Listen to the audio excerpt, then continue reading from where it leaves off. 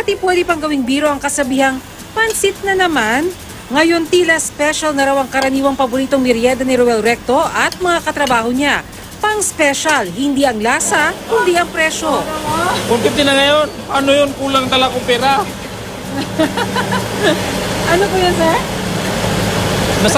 Lagi kong bibili siguro mga last week 120. Hindi ko naman alam naman 15 na. Katwiran na may-ari ng kainan, nagmahal na raw kasi ang lahat ng klase ng noodles. Malaki ma'am, kasi ang pagtataas sana kung 5 piso lang, hindi naman. Pwede sanang habulin pa. Maging sa Mega Q-Mart sa Quezon City, nagmahal ang pansit canton. Sa Kamuning Market, hindi naman nagmahal ang lumpia wrapper kahit pamahal na rin daw ang bili rito ng mga nagtitinda. Hindi naman gaanong kamahalan yun. Kaya?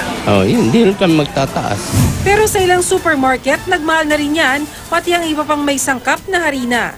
Noodles, instant noodles, yung ating mga pasta, yung ating pansit canton, pati yung wrapper ng lumpia. Tumataas ang presyo niyan. Sabi ng Philippine Flour Millers Association, nagmahal kasi ang harina. Kabilang ang hard flour na sangkap sa tinapay at soft flour na sangkap sa biskwit.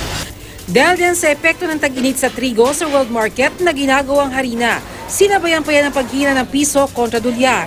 Yan ay magpapatuloy hanggang makabawi sa drought ang mga exporting countries.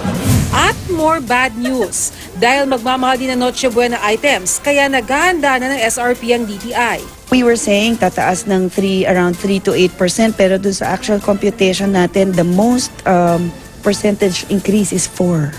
Pero hindi naman lahat nagmahal. Dahil ang baboy, nagmura na sa Mega Q-Mart.